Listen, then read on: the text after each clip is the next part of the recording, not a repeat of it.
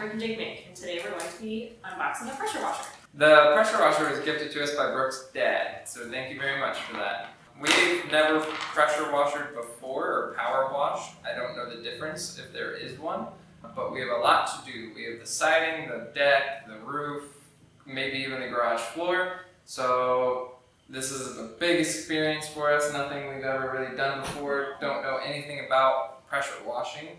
So without further ado, let's get this thing open.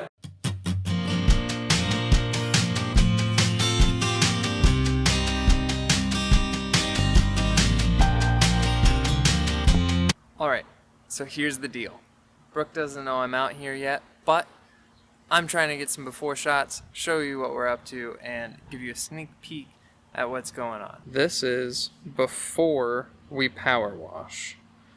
What we're looking at is a very kind of decent looking deck, but some very hard staining in the back there. We have moss growing up here.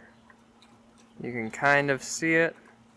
We have moss growing on the other side. We have this beautiful, beautiful bird art right there. And if we come over here, take a small trip through the yard and garden,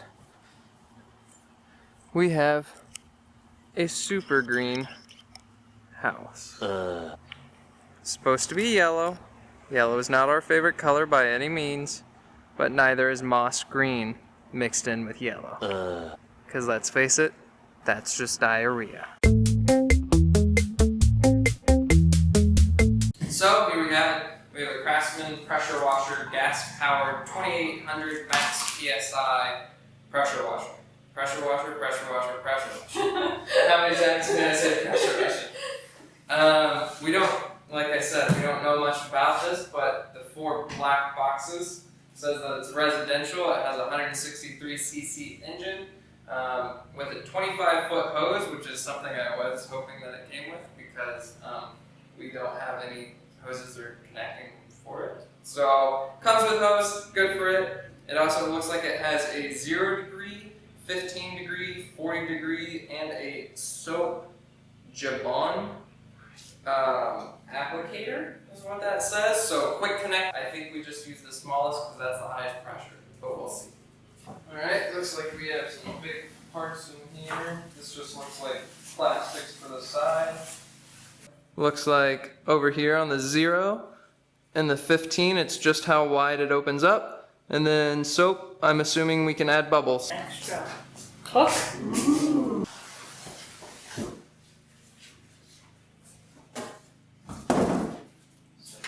Side. We have a pressure washer gun. Oh, it has a lock. That's nice. So it has a safety so that you can set it down and trust that it won't shoot you. Because pressure washers can be dangerous. Word of advice, the only thing I know about pressure washers is that they can cut your toes off, which that's scary. We're both in sandals. It is high-powered water, and so if you want to think about it that way, high-powered water is what they use to etch metal, and I think they can even use it to cut through glass. So be careful when handling a pressure washer. They gave us some engine oil. That's good. Did not think about needing oil. Oh, okay. Handle. Whole box. Yeah. And the big. This would be the end. The big end. Oh yeah. Boom. I mean, it's kind of pretty. It is pretty. For It being is very a toy, nice. a tool. A toy. I mean, it is. Sure. Well, no, we just said be safe. It's not a toy. We have the hose.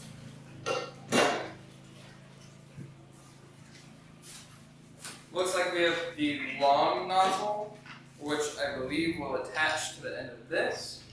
And then we have all of the quick connectors for the different hose heads, as well as the 2 turn knobs that I'm guessing is to lock in the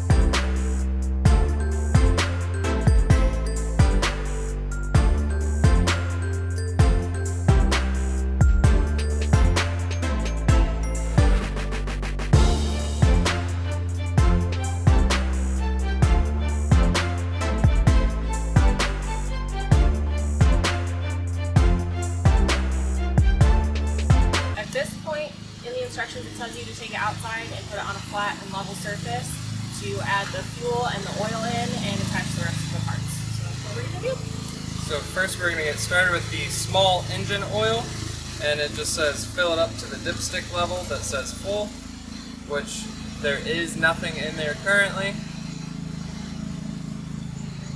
And for reference, it says it's specially formulated for 4-cycle engines SAE 30.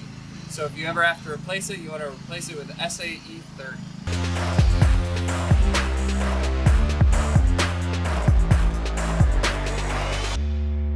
Because this is a unboxing video, this does take regular unleaded ethanol, so we are just using standard 87 and filling it up.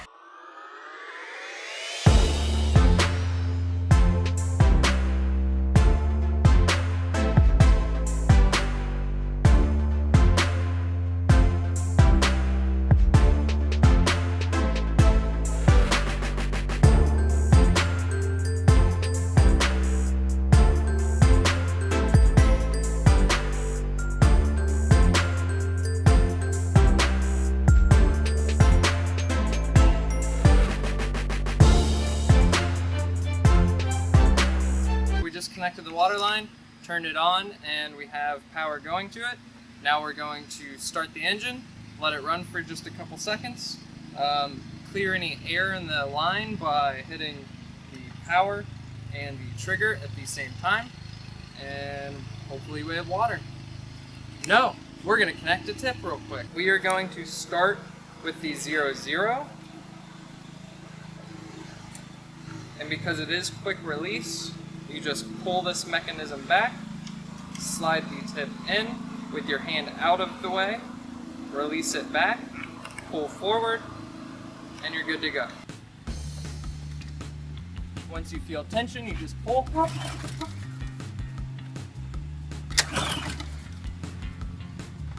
You're gonna make that look like I did it in one try, right?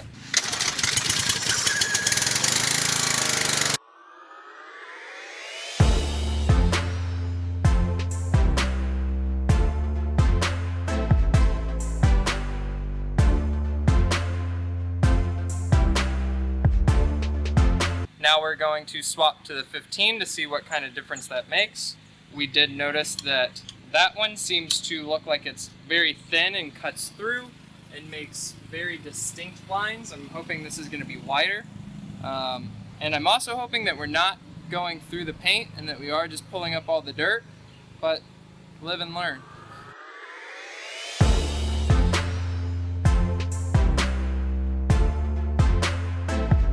So that was a 15, and obviously that meant it was a little bit wider, so it kind of cleared more of our area, but we had to get a lot closer to the wood and as well to our wood plank siding. This is not vinyl siding for anyone that was curious. This is wood plank, so just be cautious. We don't know how it works on vinyl plank, but for us it seems like it's doing very well.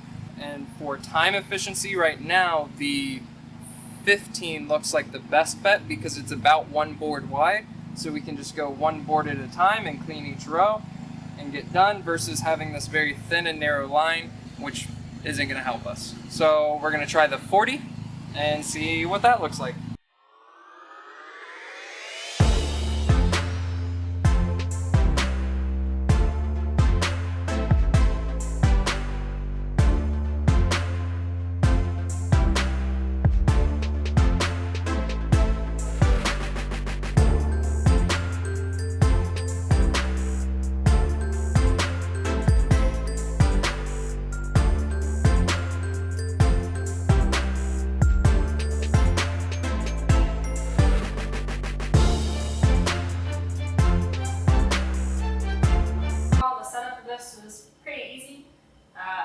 Fairly straightforward. We preferred using the nozzles 15 and 40 over the 0-degree nozzle. What was wrong? Yeah, I didn't put them in order. Overall, we preferred using the 15-degree nozzle and the 40-degree nozzles for our purposes of the deck and the siding.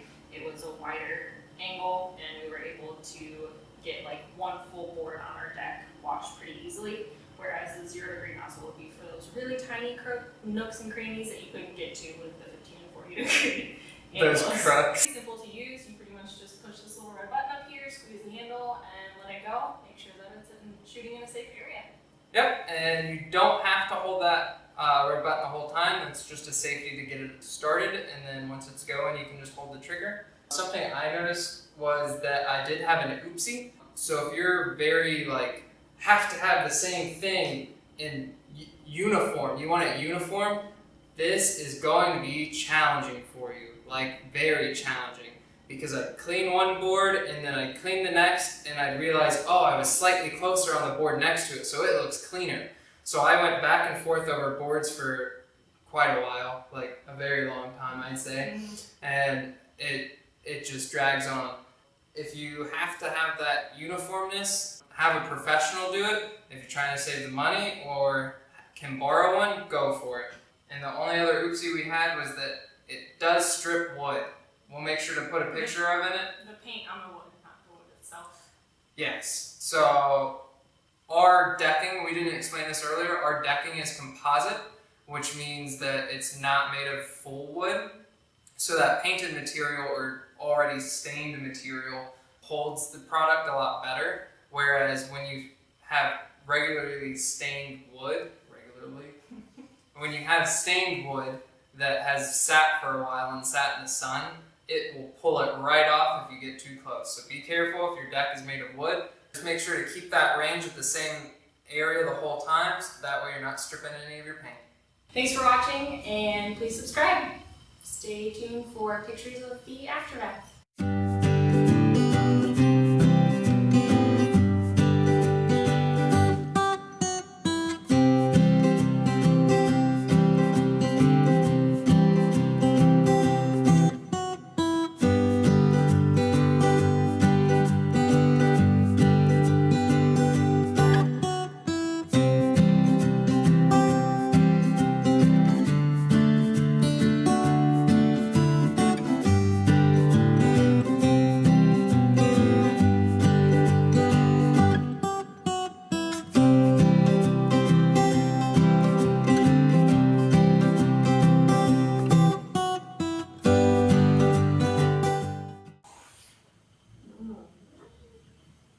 Our cats agree. The pressure washer was gifted to us by Brooke's dad. Thank you very much. Should I do that? It sounded like it sounded like a commercial. Come here, you crooks. Here's my power washer.